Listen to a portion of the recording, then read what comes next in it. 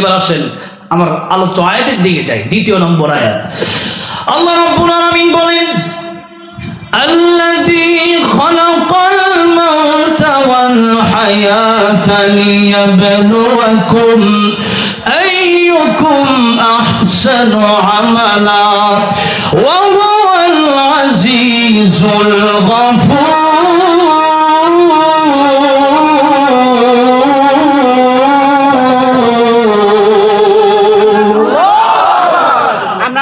আল্লাহ বলেন, যিনি মৌত সৃষ্টি করছেন, যে আল্লাহ মরণ সৃষ্টি করছেন, আল্লাযী খালাকাল মাউতা ওয়াল হায়াতা, যে আল্লাহ হায়াত সৃষ্টি করছেন, মরণ এবং হায়াত যে আল্লাহ সৃষ্টি করছেন,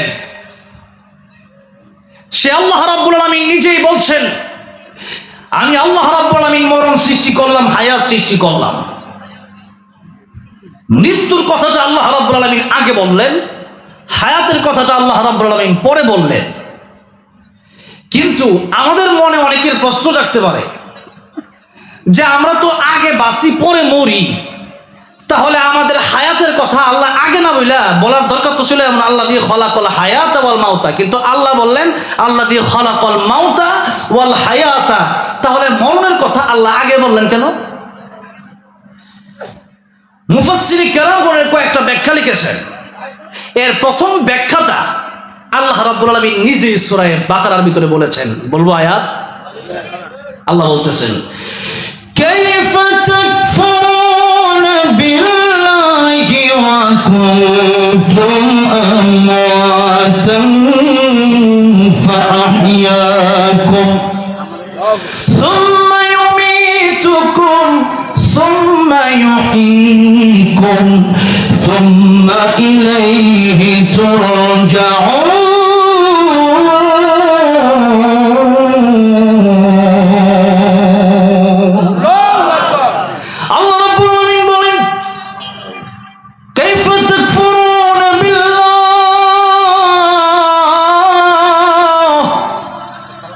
মানুষ কিভাবে আমি আল্লাহর সাথে নাফরমানি করে, মানুষ কিভাবে গুনাহ করে, মানুষ কিভাবে আমি আল্লাহর সাথে কুফরি করে। ওয়া কুনতুম আমওয়াতা, এই মানুষ তো আগে মৃত ছিল, এরপরে এই মানুষকে আমি আল্লাহ জীবন দিলাম। ফাআহইয়াকুম, আল্লাহ কোরআন শরীফের আয়াতে কি বলছেন লক্ষ্য করেন। আল্লাহ বলতেছেন কাইফা, কিভাবে, তাকফুরুনা বিল্লাহ, মানুষ কিভাবে আল্লাহর সাথে নাফরমানি করে। ও কুনতুম আমওয়াতা, এই মানুষ তো মৃত ছিল। আল্লাযী খালাকাল মাউতা ওয়াল হায়াতা, মনে আছে ওই আয়াত সূরা মুলকের আয়াত, সূরা মুলকের আয়াতের সাথে সূরা বাকারার আয়াতে মিলামু, একটু বোঝার চেষ্টা করেন। আল্লাহ রাব্বুল আলামিন বলেন, আল্লাযী খালাকাল মাউতা ওয়াল হায়াতা, আবার আল্লাহ রাব্বুল আলামিন বলেন কুনতুম আমওয়াতান ফাআহইয়াকুম।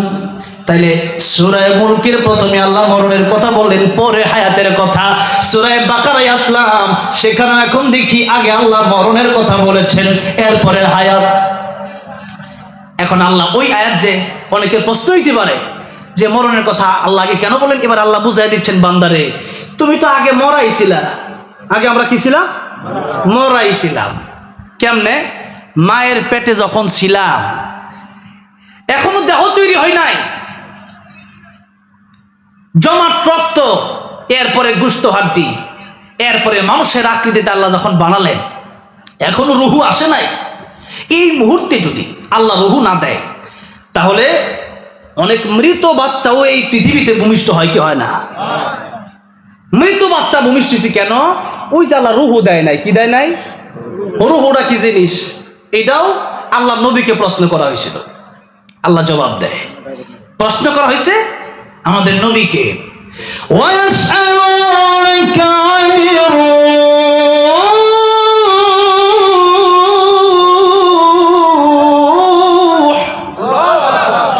কুলির রূহু মিন আমরি রাব্বি ওয়া মা উতীতুম মিনাল ইলমি ইল্লা قليلا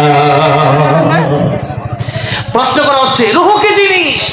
আল্লাহ বলছে রূহ হচ্ছে এমন একটা বিষয়, এই পৃথিবীর মানুষ, এরা পৃথিবীর মানুষেরা কোনোদিন রূহ দেখতে পারবে না। আল্লাহ বলেন কুলির রূহু মিন আমরি রাব্বি, রূহ হচ্ছে কেবল আল্লাহর হুকুম। আল্লাহ বলছে ভিতরে ঢুকছে, আল্লাহ যেদিন বলবেন সেদিন চলে যাবে। রূহ আটকে রাখার ক্ষমতা পৃথিবীর কোন বৈজ্ঞানিকের আছে নাকি? সেই জন্য আল্লাহ রাব্বুল আলামিন যদি রূহ দেয়, এই পৃথিবীর মানুষ জীবন্ত জন্ম নেয়। আর আল্লাহ যদি রূহ না দেয়, এই পৃথিবীর মানুষ জীবন্ত জন্ম নেয় না, মৃত জন্ম নেয়। তাই আল্লাহ বলছেন বান্দারে তুমি তো ছিল মৃত, আমি আল্লাহ রাব্বুল আলামিন তোমার জীবন দিলাম। এখন তোমার কত কাজ, জীবন দেওয়ার পরেও তুমি কিন্তু ছোট যখন ছিল তখন তুমি এই দুনিয়ার সব কিছু বোঝো না, হাত দিয়া কিছু ধরতে পারো না, হাঁটতে পারো না, কাজ করতে পারো না, কথা বলতে পারো না। তুমি কান্দো আর মায়ের মনে মায়া আমি আল্লাহ দিয়ে দিলাম। তাই তোমার কান্নার আওয়াজে মা বুঝতে পারে তোমার ক্ষুধা লেগেছে। তোমার ক্ষুধা লেগেছে বুঝতে পারার কারণে তোমার মার বুকে দুধ যে প্রয়োজন হবে, ওই দুধ বেশি গরমও না, বেশি ঠান্ডাও না। ডাক্তাররা বলেছেন পৃথিবীর এই ছোট্ট ছোট্ট নবজাতকদের জন্য মায়ের দুধের চাইতে উপকারী কোনো খাবার পৃথিবীতে নাই। সুবহানাল্লাহ। বেশি গরমও না, বেশি গরম দিলে বাচ্চার জিহ্বা পুড়ে যাবে, আবার বেশি ঠান্ডাও না, বেশি ঠান্ডা দিলে বাচ্চার ঠান্ডা লেগে যাবে। এমন দুধ আল্লাহ ব্যবস্থা করে দিলেন। মায়ের বুকে এতদিন দুধ নাই, কিন্তু বাচ্চা আসছে, মায়ের বুকে দুধ আল্লাহ দিয়ে দিছে। আল্লাহ রাব্বুল আলামিন বলেন ও পৃথিবীর মানুষ, ছিলাম মৃত, আমি আল্লাহ রূহ দিয়ে জীবন দিলাম। এরপরে বোঝো না কিছু, খালি কাঁদো, কথা বলতে পারো না। হাল আতা আলাল ইনসান হিনুন মিনাদ দাহর লাম ইয়াকুন শাইআন মাযকুরা। ও পৃথিবীর মানুষ, তোমাদেরকে আমি আল্লাহ জিরো থেকে হিরো বানিয়ে দিলাম। ও পৃথিবীর মানুষ, তাহলে তোমরা এক সময় ছিল না, আমি আল্লাহ তোমাদেরকে রূহ দিলাম, এরপরে তোমাদের জীবন আসলো। তাই আল্লাহ বলছেন কুনতুম আমওয়াতান ফাআহইয়াকুম, তোমরা ছিলাম মৃত, আমি আল্লাহ রাব্বুল আলামিন তোমাদেরকে জীবন দেওয়ার পরে তোমরা হয়ে গেলা জীবিত। এখন জীবিত বাচ্চারা যখন বড় হয়েছে, তাকে নিয়ে কত মানুষের কারাকারি, বিভিন্ন সমাজ তারে টানে, বিভিন্ন মানুষ তারে ডাকি, চাকরি করতে হয়, ব্যবসা করতে হয়, তার কাজের অভাব নাই। তার সময়, এমন সময়টা এখনো হয় না যে আল্লাহ বান্দারে সময় দিল, সে বান্দা আল্লাহর জন্য একটা সময় দিতে পর্যন্ত পারে না। নামাজ পড়তে ডাকলে বলে সময় নাই, কি নাই? সময় নাই, তার সময় নাই। যে সময় আল্লাহ দিছে সে কয় আমার সময় নেই, নামাজ পড়ার সময় নাই। আহারে, এই জন্য আল্লাহ বলেন এই মানুষটা কেমনে আল্লাহর সাথে নাফরমানি করে, অথচ সময় তো আমি আল্লাহ দিলাম। তাহলে যে সময় আল্লাহ দিলেন, 24 ঘন্টার সময়ের ভিতরে 1 ঘন্টা সময় যদি আল্লাহরে না দেই, কিয়ামতের ময়দানে যদি আল্লাহ জাহান্নামে দেয়, তাহলে সেটা কি আল্লাহর বেইনসাফ হবে না ইনসাফ হবে? এটা ইনসাফের বিচার হবে, আল্লাহ বেইনসাফের বিচার করবে না। আপনি 24 ঘন্টার ভিতরে 1টা ঘন্টা সময় নামাজের জন্য দিতে পারেন না, আপনার নামাজ পড়ার সময় নাই। যে আল্লাহ সময় দিল, আল্লাহ যদি ওই মায়ের পেট থেকে রূহ না দিত আপনি থাকতে পারতেন না। অথবা আপনার চেয়ে কম বয়সী কত মানুষ চলে গেছে, আল্লাহ যদি আপনার রূহ নিয়ে নিত আপনি বাঁচতে পারতেন না। কিন্তু এখন নামাজের সময় হইলে পরে সময় নাই, মাহফিলের জন্য একটু বসতে বললে সময় নাই। তাহলে সময়টা দিল কি, এটা কি দেখলেন না? একটু দেখার দরকার আছে না? যে আল্লাহ সময় দিল, ওই মানুষটা যদি কয় যে আল্লাহ আমার সময়, আল্লাহ দেওয়ার পরেও যদি বলে যে সময় নাই, এটা কি নিমক হারামি হয়েছে কি হয় নাই?